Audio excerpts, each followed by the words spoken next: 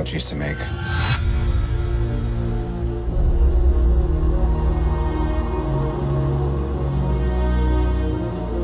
Nothing's been the same since New York. You experience things, and then they're over. I can't sleep. And when I do, I have nightmares. Honestly, there's 100 people who want to kill me. I hope I can protect the one thing I can't live without.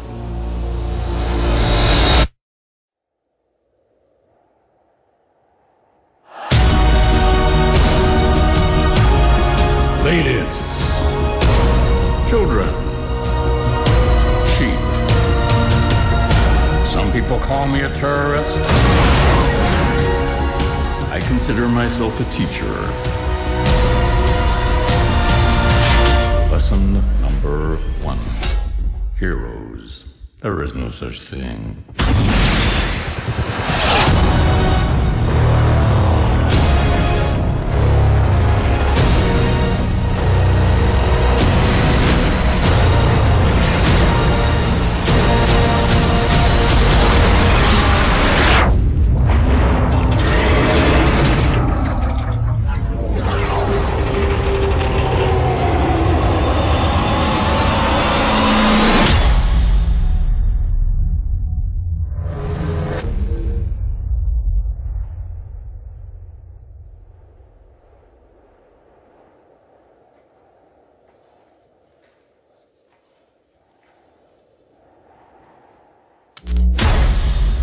In a world right now we live in where superheroes are all the craze.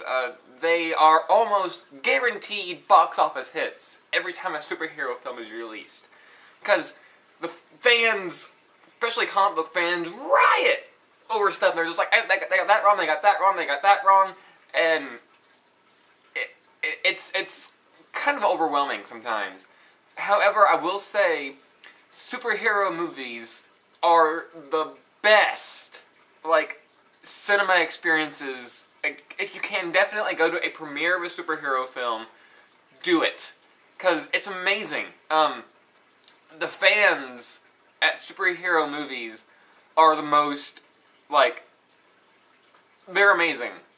I keep using that word, but, like, the dedication to some of the fans that,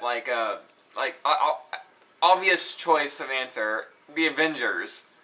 That was like the best premiere of my life. Because everyone in there loved the movies, loved the characters, and it was just like a party in the theater. I mean, they were all respectful for the movie and everything, but it was like just amazing to see these people, the fans, look up to these aspiring heroes and just be behind them 100%, laughing at the jokes, enjoying the action.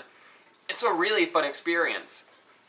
And so, that's kind of an off point here, but if you can go to a, premiere experience of a superhero film, do it. Because you will not regret it unless the movie's bad. But you know what? With all honesty, superhero movies are honestly rarely bad. It takes a lot to get a superhero film wrong. However, it's also very easy. It's hard to explain. If there's a superhero that people like, they're gonna go see it. And that's, you can't stop it. If I was to say right now, I'm gonna make a Green Arrow movie, that theater would be packed. And I could just show, a guy dressed up as Robin Hood, just, practicing with the arrows. People are gonna go see it. They're gonna want their money back, but, you know, no refunds. But it's just, I can't imagine it being really hard, bottom line, I'm getting way off topic, but the point of this video is a trailer links for Iron Man 3. Wow. That trailer is... There's so much in this trailer that aggravates me, but yet I can't stop watching it. Some things that threw me off about it were, it is under a new director, which I actually think is a good idea. Because I thought Jon Favreau did an amazing job in the first movie. He got the character of Tony Stark right.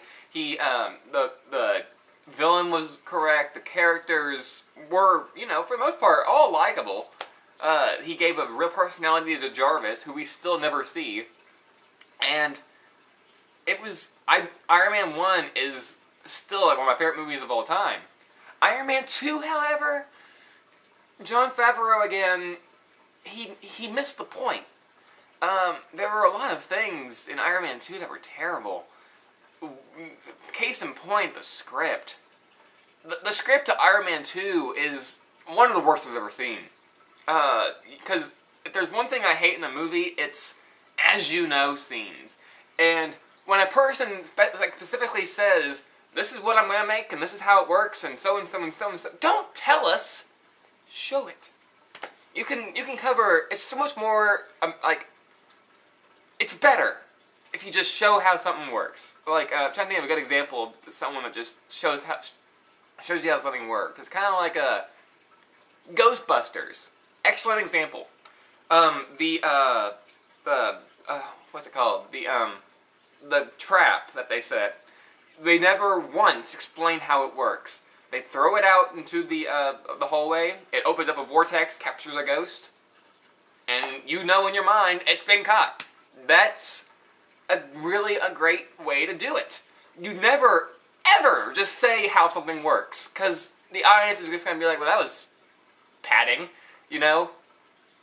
And Iron Man 2 is full of that. There's constant, like, them telling us how stuff works. And as you know scene, just show us. It's so much easier and so much more awesome. Do not treat your audience like an idiot. And Iron Man 3, it's under a new director.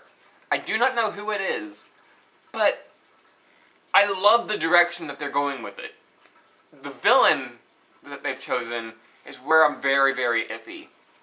If I was going to do Iron Man 3, I don't think I would have chose Iron Justice to be the villain. Because he's kind of like the Captain America of Iron Man. He thinks he's the hero, but he's like manipulated and like tries to torture Tony Stark to get rid of him so he can be the hero. I don't know if that's the direction I would have gone with the villain, but for the character of Tony Stark, I could not be more proud. My favorite scene in Iron Man 1 is whenever he's in the cave. He's just in the cave, and he doesn't have a suit, he doesn't have any weaponry. All he has is his mind and intellect. That seems to be what they're doing here with Iron Man 3. They have wiped away everything he knows. He no longer has his technology, he has one suit. And if you recall, if you've seen the Avengers, well, if you haven't seen the Avengers, shame on you. Go watch it right now. But if you recall in the Avengers, Iron Man gets his suit like torn apart and shredded, and that helicopter blade in the hovering spaceship, he gets his suit like massacred, and it has like dents and starts sparking, and he goes back to his mansion to confront Loki. And so what's he do? He takes off the suit, puts on a new one. This one, he cannot do that. He has one suit, and at the end of the trailer you see him like dragging it through the snow, and it has like dents and scars and scratches. He only has that one suit, as far as we know. And if they're going the direction I think they're going with this one, it could be really interesting, because they're basically scrapping Tony Stark of all of his gadgets, giving him just his mind and intellect. Batman Dark Knight Rises kind of did a thing where I still am kind of iffy about this, but I've argued Batman 3's no more, or Dark Knight 3 is no more than Dark Knight 1, because it's basically the exact same story, but he's older. Iron Man 3, it seems like they're kind of repeating aspects of the first one, but he's older, and they're actually giving him even less than he had then. And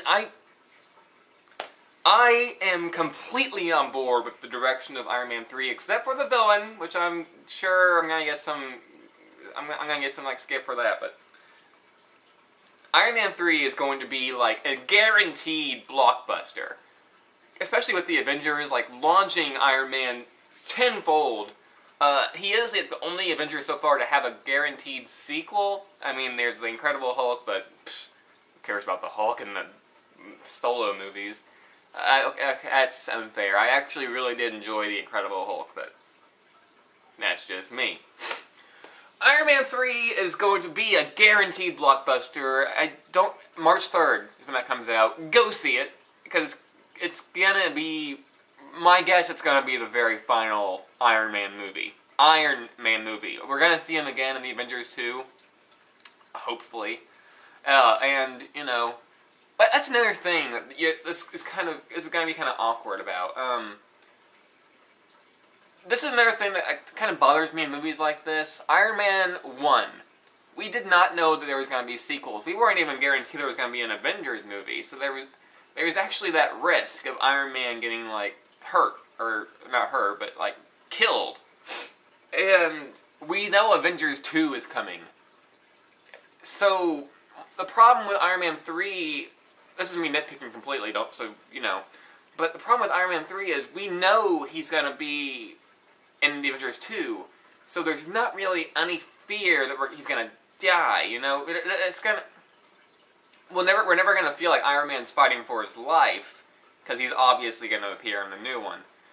But, with that said, there's also so many side characters. And you never know when one of them could die. And how that would eat away at Tony Stark's heart, and... That's the other thing about this trailer. When you watch it, you'll immediately see it. Tony Stark's changed. The very first line in this trailer is, after the thing on New York, or after the trouble in New York, it's never been the same. They're referring to the Avengers. That's awesome. That, the new director is willing to put Iron Man into the Avengers setup. I mean, Jon Favreau did in the second one too, but you know what I mean. Iron Man 3 is partly a sequel to the Avengers. And that's awesome. So, I couldn't be more happy. I cannot wait for Iron Man 3, and buy a ticket, go see it, because something tells me you're not going to be disappointed. I'm going in with a very clear head, and I just simply can't wait.